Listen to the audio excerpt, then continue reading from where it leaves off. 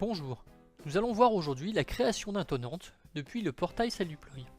Pour ce faire, il suffit de cliquer sur le menu Tenant. Pour rappel, un tenant est un répertoire organisationnel auquel sont rattachées des ressources telles que des utilisateurs, des providers, des instances ou encore des quotas. Une fois notre arborescence déployée, nous distinguons alors les tenantes et les projets.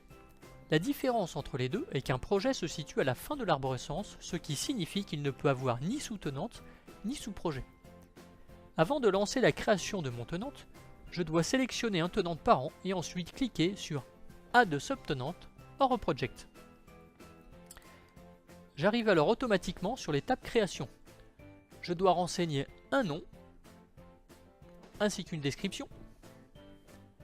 Et en dessous, je sélectionnerai soit un tenant, soit un projet. Dans notre exemple, nous allons créer un tenant. Je clique ensuite sur Next.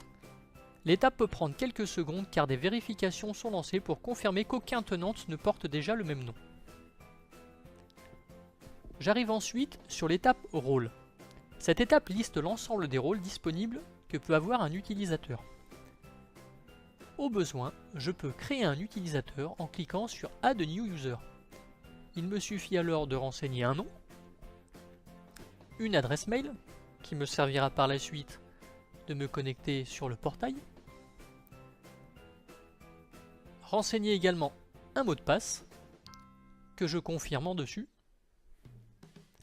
et je valide le tout en cliquant sur Submit. Il suffira de répéter l'opération autant de fois que nécessaire. J'ai même la possibilité, si je le souhaite, de supprimer un utilisateur en cliquant sur Delete User. En cliquant sur Next, j'atterris sur l'étape Souscription. Cette étape liste l'ensemble des souscriptions que nous pouvons associer à notre tenante.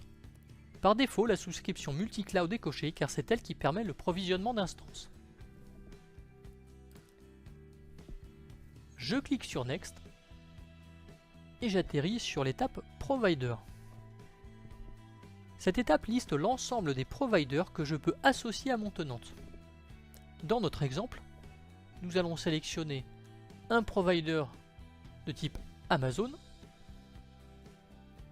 ainsi qu'un provider de type OVH.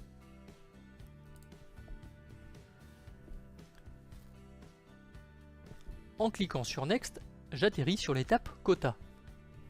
L'étape Quota me permet de limiter le déploiement en fonction de certains critères, comme les CPU, la mémoire, le storage ou le nombre d'instances. Pour notre exemple, nous allons limiter le déploiement à 20 instances sur notre tenante. Nous pouvons évidemment combiner plusieurs quotas. En cliquant sur Next, j'atterris sur l'étape Pricing. Celle-ci va me permettre de sélectionner le modèle de coût que je souhaite associer à mon tenant. J'en sélectionne donc un dans la liste et je clique sur Next. La dernière étape, l'étape Settings, me permet de sélectionner quelques options supplémentaires, comme la date et l'heure, la monnaie, le branding, la configuration de mon navigateur ou alors le format des nombres. Pour notre exemple, je vais définir une monnaie en euros et sélectionner le format des nombres. Une fois cette étape validée en cliquant sur Finish Wizard, je retourne sur l'arborescence des tenantes, dans laquelle je retrouve le tenant que nous venons de créer, ainsi que les différentes options associées. Sachez que la création d'un projet se déroule exactement de la même manière. Vous savez à présent paramétrer et créer vos tenants ou projets et les visualiser dans le menu d'arborescence.